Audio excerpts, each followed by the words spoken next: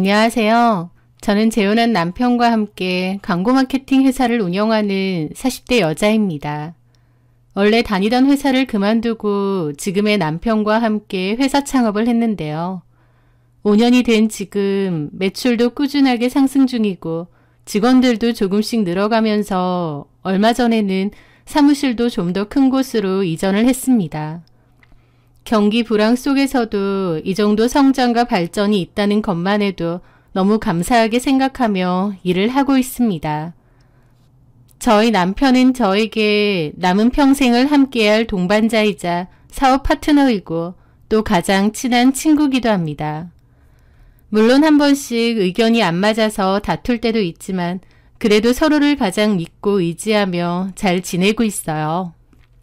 사실 저는 이 결혼이 두 번째 결혼이고 첫 번째 결혼이 실패로 돌아갔을 때 다시는 결혼할 생각이 없었습니다.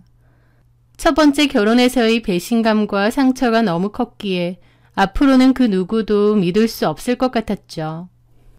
그런데 그런 저에게 지금의 남편이 나타났고 많은 고민 끝에 두 번째 결혼을 한 건데 지금은 너무 만족하며 행복하게 잘 지내고 있습니다. 처음 실패했다고 두 번째도 하지 않았다면 지금의 행복과 안정은 없겠죠. 첫 번째 결혼에서 소가리를 많이 했었는데 지금의 남편이 누구보다 제 마음을 이해해주고 알아줘서 그 상처가 빨리 아물게 된 것 같기도 합니다. 저는 원래 인과응보라는 말을 믿지 않았는데요. 몇 년 전쯤 전 남편의 근황을 듣게 되었습니다. 꽤나 놀라운 근황이었는데 사실 통쾌한 기분이 더 컸습니다. 여러분에게 우여곡절이 많았던 지난 첫 번째 결혼 사연에 대해 이야기해보려 합니다.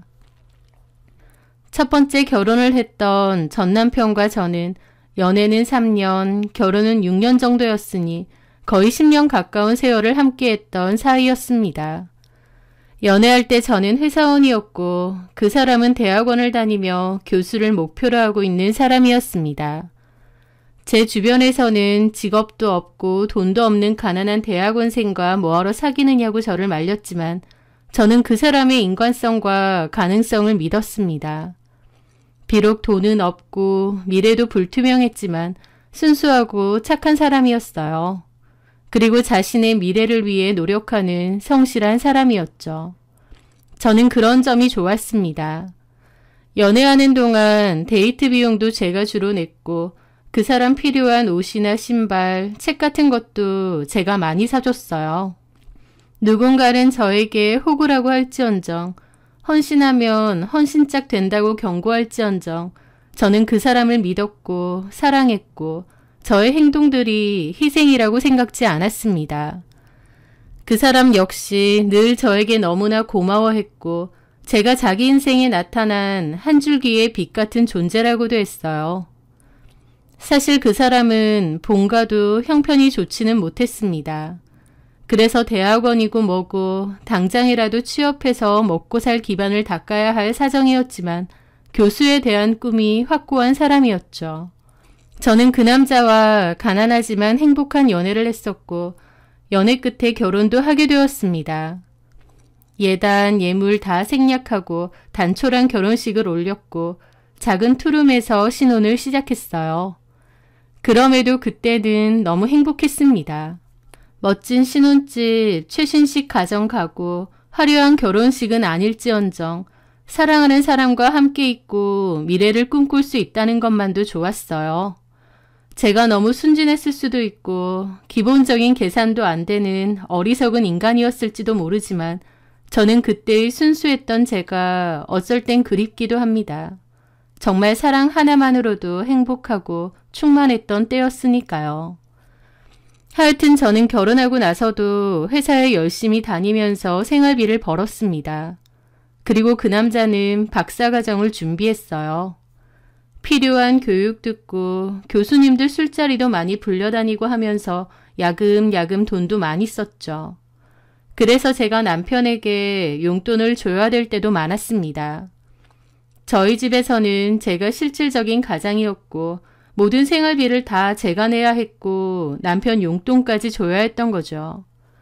그런데 제가 다니던 회사가 대기업도 아니었고 월급이 그렇게 많은 것도 아니었어요. 그렇다 보니 제 월급으로 생활비 쓰고 남편 필요한 돈까지 주려고 하니 늘 빠듯하고 힘들었죠. 그래서 저는 어쩔 수 없이 저한테 쓰는 돈을 아끼기 시작했습니다. 옷도 거의 안 사고 미용실도 안 가고 집에서 대충 정리만 했어요. 저희 회사에는 식비가 월급에 포함되어 나오는데 식비마저 아끼려고 도시락을 싸들고 다녔죠. 그러면서 알뜰살뜰 허리띠 졸라매고 아꼈는데 어느 날 어머님이 빙판길에 넘어져서 허리를 다쳐 수술을 해야 하는 일이 있었습니다.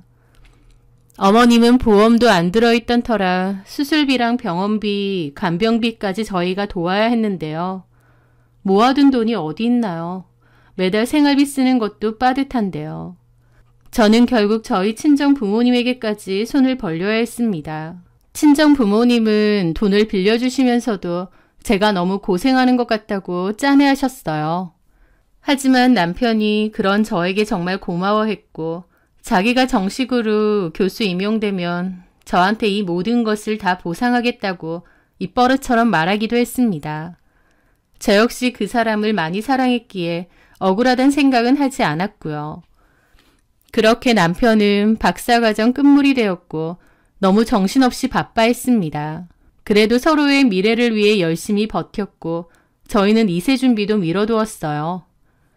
그맘때 남편은 교수님들 뒤치다꺼리 해야 한다며 연구실에서 거의 숙식을 하기 시작했습니다. 미안해. 교수님이 이래저래 많이 부르시는데 자기도 알잖아. 교수님 눈에 잘 들어야 한다는 거. 여기가 꼭 실력만 있다고 교수 되는 것도 아니고 인맥이 정말 중요하잖아. 오늘도 교수님 술자리 가는 거 따라가고 랩실에서 자야 될 것 같아. 또 내일 오전에 준비할 게 있기도 하고. 남편은 저에게 미안해하며 그렇게 말을 했고 저는 그런 남편을 이해했습니다. 그리고 남편이 짠하기도 했어요. 그럼 이해해. 자기도 고생 많지. 그래도 교수님이 자기 좋게 봐주시잖아. 좋은 기회가 올 거야. 그렇게 결혼한 지도 5년이 흘렀습니다. 저는 그동안 집안의 가장으로서 열심히 일하고 허리띠 졸라가며 남편을 뒷바라지했어요. 남편은 저희 집에서 조금 떨어진 대학의 교수 자리 추천을 받았고 결국 그 대학의 교수로 임용이 되었습니다. 저희 집에서 2시간 정도의 거리긴 하지만 그래도 그토록 원하던 교수 임용이 드디어 된 것이죠. 남편과 저는 얼싸안고 좋아했고 서로 그동안 너무 고생했다는 얘기도 많이 했습니다. 그런데 거리가 꽤 멀다 보니 어쩔 수 없이 남편은 그 대학 근처에서 살아야 했습니다. 저도 옮겨가고 싶지만 회사를 다니고 있다 보니 섣불리 옮길 수가 없었죠. 그래서 많은 대화 끝에 일단 당분간은 따로 살면서 주말 부부를 하기로 했습니다. 남편은 이 대학에서 좀 더 실적과 연구 결과를 잘 쌓아서 수도권 대학으로 꼭 옮길 거라고 했어요. 저도 주말 부부로도 얼마든지 잘 지낼 수 있을 거라며 천천히 2세 계획도 가져보자고 했죠. 남편이 드디어 교수가 되었으니 천천히 2세 준비를 하고 제가 임신을 하고 나면 그때는 다니던 회사를 정리하고 남편 옆으로 가도 될 것 같았거든요. 남편도 좋은 생각이라고 했고 그렇게 하자고 했습니다. 그렇게 남편은 가기로 한 대학교 근처에 집을 하나 구했습니다. 그리고 저를 보러 주말마다 집으로 오겠다고 했죠. 제가 가도 된다고 했는데 남편은 그런 고생까지 시킬 순 없다면서 자기가 온다고 했어요. 그렇게 남편과 저는 떨어져 살면서 주말 부부로 지냈습니다. 초반에는 남편이 바쁜 와중에도 주말에는 꼬박꼬박 왔어요.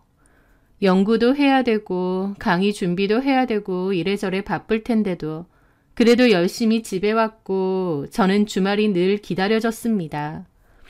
그런데 시간이 흐르면서 남편이 점차 주말에 집에 오는 횟수가 눈에 띄게 줄기 시작하더라고요.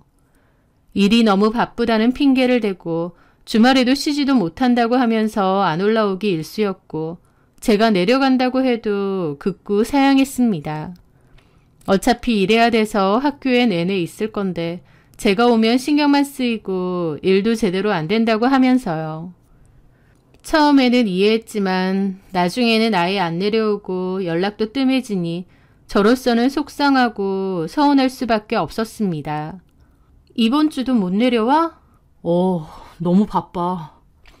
곧 방학이잖아. 그때는? 방학 때가 더 바쁘지. 학생들이 방학이지 교수가 방학이야? 나 지금 준비하는 연구도 있고. 우리 얼굴 못 본 지 너무 오래됐잖아.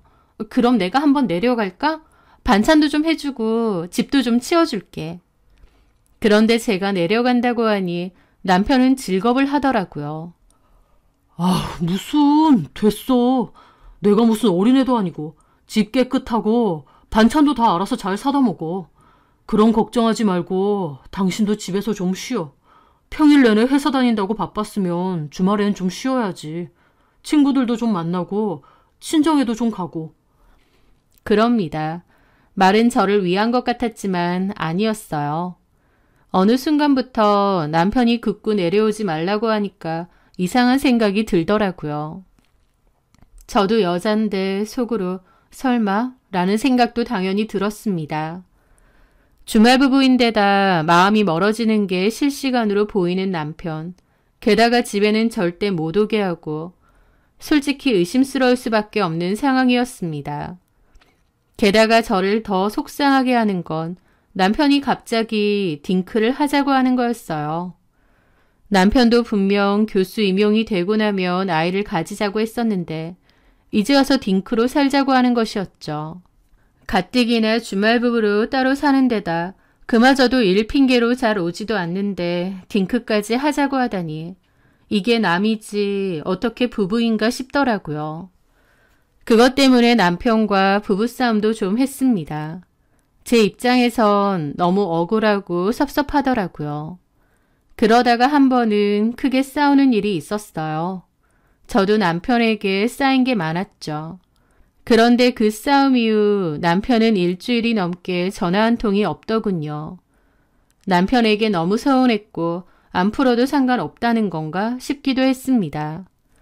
하지만 더 사랑하는 사람이 지고 들어가는 거고 제가 먼저 풀기로 했어요. 그런데 제 전화를 잘 안 받더라고요. 단단히 삐졌구나 싶었다가 아예 얼굴 보고 풀자 싶었습니다. 그래서 남편에게 말 안 하고 몰래 남편이 사는 집에 내려가게 되었어요. 사실 말을 안 하려고 안 한 게 아니라 남편이 연락을 안 받으니 할 수가 없었죠. 하여튼 그렇게 남편이 혼자 사는 집으로 도착하게 되었습니다. 비번을 알긴 알지만 그냥 초인종을 눌렀어요. 그런데 안에 사람이 없는 건지 조용하더라고요. 저는 비번을 치고 안으로 들어갔는데 정말 아무도 없는 겁니다.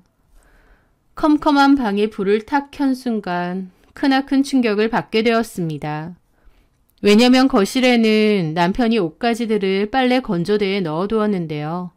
거기에 보란 듯이 남편의 속옷과 더불어 여자 속옷이 같이 걸려 있었거든요. 저는 거의 안 내려오니 그 속옷들이 당연히 제 거는 아니었고요. 그걸 보는 순간 뇌정지가 오더라고요. 설마 했는데 이 집에 남편 말고 또 다른 여자의 물건이 있었던 겁니다. 저는 넋을 놓고 다가가서 그 속옷들을 봤습니다. 그리고 정신 나간 사람처럼 화장실로 달려가 문을 열었어요. 거기에는 칫솔이 2개가 있고 여자 생리대까지 있더라고요. 안방으로 가보니 여자 옷도 걸려져 있고요. 진짜 기절 초풍할 뻔했습니다. 제 남편이 사는 집에 곳곳에서 발견된 여자 물건이라니요. 도대체 언제부터일까? 이 여자는 누구일까? 그래서 나한테 그렇게 내려오지 말라고 했던 걸까? 머릿속이 복잡했습니다. 뭘 어떻게 해야 될지도 모르겠고 기절할 것처럼 어지럽고 정신이 없더라고요. 그렇게 망연자실하게 있는데 잠시 후에 비번 소리와 함께 남편과 그 여자가 들어오는 겁니다. 막 화기애애하게 장난치면서요. 제가 우뚝 서 있으니 남편은 놀라서 자지러지고 옆에 있는 여자도 소리를 지르더라고요. 그 여자는 한눈에 봐도 많이 어려 보였죠. 제가 갑자기 집에 서 있으니 둘 눈에는 제가 저승사자처럼 보였을 겁니다. 당신이 여기 어떻게... 저는 남편에게 달려가 울분에 차 싸대기를 날렸습니다. 그리고 남편 멱살을 잡고 막 흔들었어요. 그렇게 해야지라고 생각했던 건 아니고 그 꼴을 눈앞에서 보는데 눈이 횟가닥 돌더라고요. 그랬더니 그 여자가 옆에서 교수님 때리지 말라면서 말리고 있는 겁니다. 저는 그 여자 머리채를 잡았는데 그 여자가 살려달라 소리를 꽥꽥 지르고 남편이 저를 내동댕이 치더라고요. 그러면서 그 여자한테 괜찮느냐 어쩌냐 하는데 와, 그런 일을 직접 겪어보면 눈알이 막 돕니다. 입에서 온갖 쌍욕이 절로 나오고 사람이 딱 미치고 팔짝 뛸 것 같아요. 저는 주머니에서 폰 꺼내서 그것들 사진 찍고 그것들은 가리면서 찍지 말라고 제 폰 뺏으려고 하고 하여튼 완전 난리도 아니었죠. 저는 남편에게 네 뒷바라지 여태까지 해준 대가가 이거냐고 울부짖었고 남편은 저한테 누가 자기 뒷바라지 하라고 했느냐, 네가 좋아서 해놓고 왜 이제 와서 난리냐 하더라고요. 제가 좋아해서 해놓고 왜 자기한테 부담을 주냐면서요. 와, 진짜 이거 완전 쓰레기 아닌가 싶어서 말문이 턱 막히더라고요. 지를 위해서 뒷바라지 했는데 이제 와서 누가 하라고 했느냐 이러는 겁니다. 그러면서 한다는 말이 제가 너무 부담스럽고 싫어졌답니다. 자기를 교수 만들려고 제가 혈안이 되어 있는 게 너무 부담스럽답니다. 저는 그런 적 없습니다. 그 사람의 꿈이었고 저는 그저 그 사람의 꿈을 이룰 수 있도록 도와주고 싶었던 것뿐이에요. 그런데 이제 와서 저를 몰아세우면서 부담이네 어쩌네 이러고 있는 겁니다. 여태까지 제 돈 잘만 받아먹어 놓고는 이제는 그 모든 게 부담스러웠다니. 세상이 무너지는 기분이 들고 얼마나 참담하던지요. 너무 화가 난 제가 다시 그 여자에게 달려들려고 하니까 남편이 그 여자한테 도망가라고 했습니다. 그리고 저를 막아 세우더니 그 틈에 지도 도망가더라고요. 대학교의 교수식이나 되는 인간이 내연녀랑 꽁지가 빠지게 도망치는 꼴이란 지금 생각하면 너무 우습지만 그때의 제 심정은 전혀 웃기지 않고 그저 비참하게 그지없었어요. 저는 주인 없는 방에서 통곡을 하고 건조대에 걸린 옷을 몽땅 빼다가 쓰레기통에 쳐넣기도 하고 미친 사람처럼 울부짖었습니다. 사랑한다는 이유로 오랫동안 제가 했던 내조와 기다림의 대가가 겨우 이런 거라니 참담하더라고요. 저는 그 즉시 이 모든 사실을 양가 부모님에게 알렸습니다. 당연히 양가 부모님 다 난리가 났고 저희 부모님도 거품 무셨죠. 제가 10년 동안 뒷바라지 했는데 교수 임용되자마자 사회라는 놈이 바람났으니까요. 시부모님도 당연히 기함했는데 사실 팔은 안으로 굽는다고 결국 시부모님은 남편 편이었습니다. 처음에는 저한테 미안하다느니 아들을 설득하겠느니 하시더니 나중에는 결국 시부모님도 일이 이렇게 된 거 저한테 이혼을 해달라고 설득을 하려 하더군요. 아마 남편 놈이 저랑 이혼하고 그 여자애랑 살고 싶다 한 모양이죠. 남편은 끝까지 제가 교수 되는 것에 너무 심적인 부담을 많이 줬었고 자기가 그동안 너무 힘들었다느니 어쨌느니 제 탓을 하더라고요. 저는 다시 한번 말하지만 지 교수 되라고 등 떠민 적이 없습니다. 지가 교수 되겠다고 해서 제가 물심양면 도와주고 생활비 다 쓰고 한 건데 이제 와서 그 여자한테 눈 돌아서 저를 몰아세우는데 뻔뻔하기 그지 없었죠. 저는 남편에게 솔직하게 말하라고 내 도움 다 받고 이제 와서 젊은 여자애랑 통하니까 내가 싫어지고 팽하고 싶어진 거 아니냐면서요. 하지만 남편은 끝까지 제가 부담스럽게 했다느니 그러더라고요. 지도 할 말이 어지간히 없는지 그 말만 죽어라 하더라고요. 저는 남편과 놀아나는 그 상간녀에 대한 정보를 알고 싶었는데 알 수가 없었습니다. 남편이 알려줄 리도 만무했고요. 그래서 저는 따로 사람을 좀 썼는데 일주일도 안 돼서 둘의 불륜 증거 사진이며 그 여자에 대한 인적사항도 다 알려주더라고요. 착수금이니 진행비니 돈이 엄청 들어서 그렇지 확실하긴 했습니다.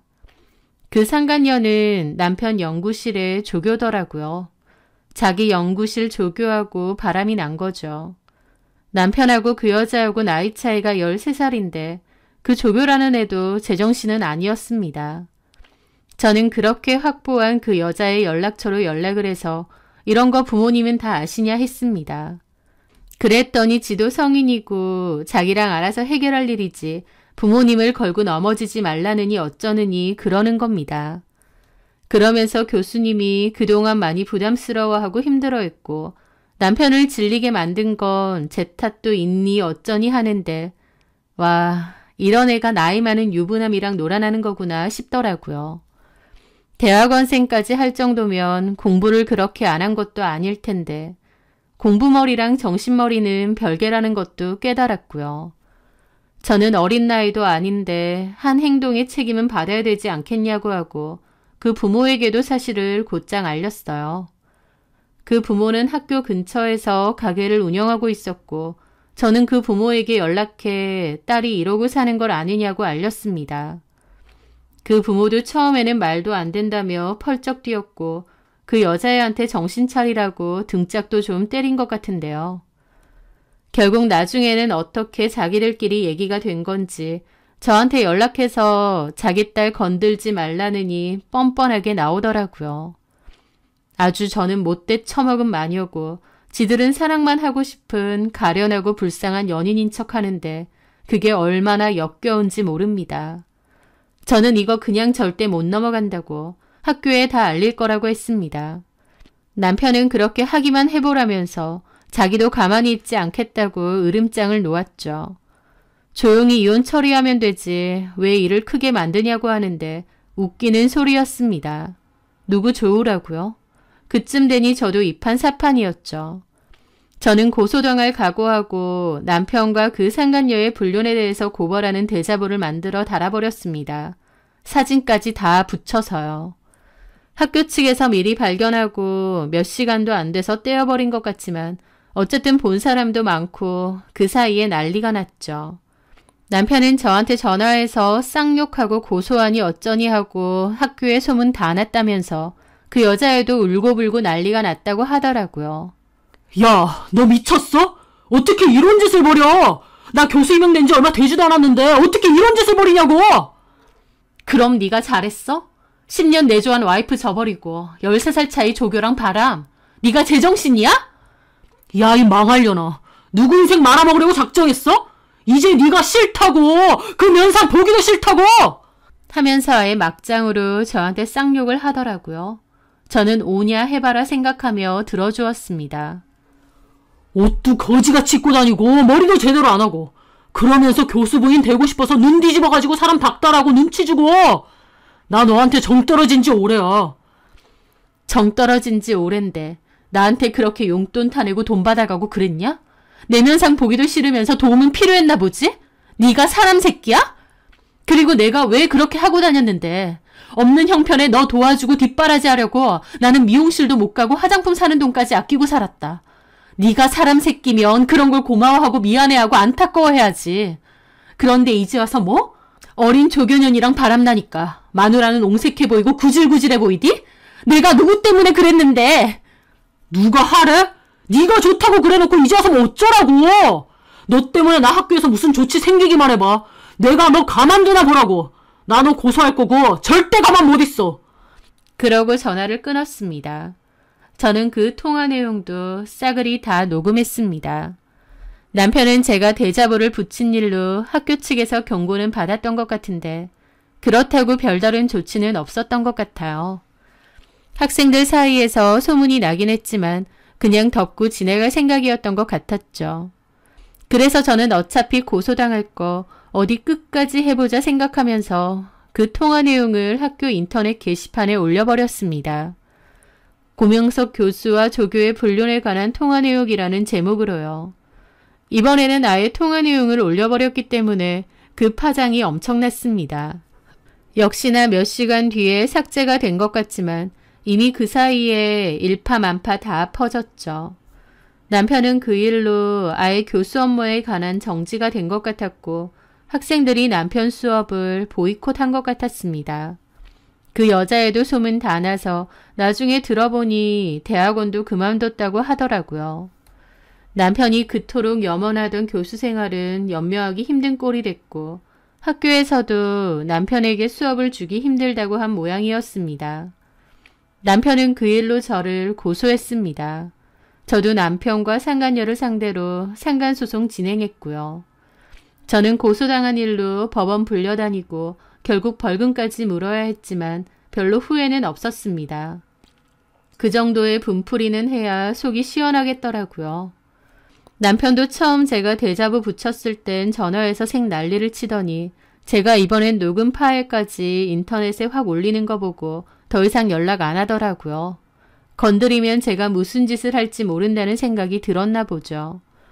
하여튼 저는 그 후 상간소송을 진행했는데 그럼에도 이혼은 안 해주려고 했습니다. 누구 좋으라고요. 그러던 와중 남편 놈이 하루는 전화가 와서 질질 짜면서 그러더라고요. 자기는 다 잃어도 그 여자가 중요하다면서 진심으로 사랑한다면서 그러니까 제발 저랑 이혼해달랍니다. 그 여자랑 새 출발하고 싶대요. 자기가 진정 사랑을 찾은 것 같으니 그 여자랑 살게 자기를 놓아달랍니다. 누구는 지가 좋아서 이혼 안 해주고 있나요? 저는 제대로 된 사과도 없이 참 뻔뻔하다고 했습니다. 남의 인생 10년 날리게 만들고 이제 와서 너는 다른 여자 좋아졌다고 헤어져 달라면 헤어져 줘야 되냐고 그랬죠. 남편은 자기가 교수가 아니라도 그 여자는 자기를 있는 그대로 사랑해줄 사람이라느니 어쩌느니 하면서 그저 저에게 이혼해달래요. 이 정도면 저보고 할 만큼 하지 않았냐면서요. 남편 놈은 끝까지 염치가 없고 뻔뻔했습니다. 그리고 저도 그 과정에서 너무 마음이 힘들었고 지긋지긋하더라고요. 이런 인간을 그래도 남편이라고 사랑하고 헌신했던 제 지난 10년이 너무 아깝기도 했습니다. 그래서 저는 이혼을 해주기로 했어요. 지난 세월도 너무 아까운데 이런 인간하고의 부딪히는 앞으로의 시간도 너무 아까웠거든요. 저는 결국 상간녀 위자료 소송 승소해서 위자료 다 받은 뒤 이혼을 해주었습니다. 저 더러운 인간들, 나도 내 인생에서 깨끗이 지우자 싶었거든요. 그렇게 저는 그 남자와 이혼을 했습니다. 그 남자는 학교에서 쫓겨나고 그 여자애는 대학원 잘리고 저 나름대로는 복수를 했음에도 그래도 제 마음은 뻥 뚫린 것처럼 한동안 힘들더군요. 그런데요. 그래도 시간이 약이라고 시간이 흘러가면서 제 마음도 조금씩 추슬러졌습니다. 그리고 저는 회사를 그만두고 1년 정도 여행을 다녔어요. 그 위자료로 저만을 위한 시간을 실컷 보내기로 한 거죠. 그동안 남편 뒷바라지 한다고 저를 많이 돌보지 못했던 것 같아서 저를 돌보고 마음을 추스르는 시간을 충분히 가졌던 것 같아요.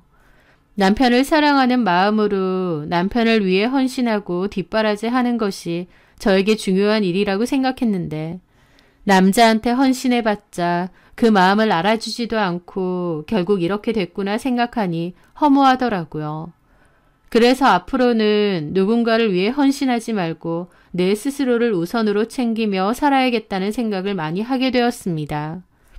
그리고 다시 돌아와서는 창업을 시작했습니다. 나이가 있어서 재취업도 어려웠을 뿐더러 전부터 제 사업을 해보고 싶다는 생각이 컸거든요. 그 과정에서 전 회사에서 친하게 지냈던 동료와 함께 마음이 맞아 공동 창업을 하게 되었고 열심히 회사를 꾸려나갔습니다. 그리고 동업자로 열심히 일하던 그 남자는 시간이 흘러 지금의 제 남편이 되었고요.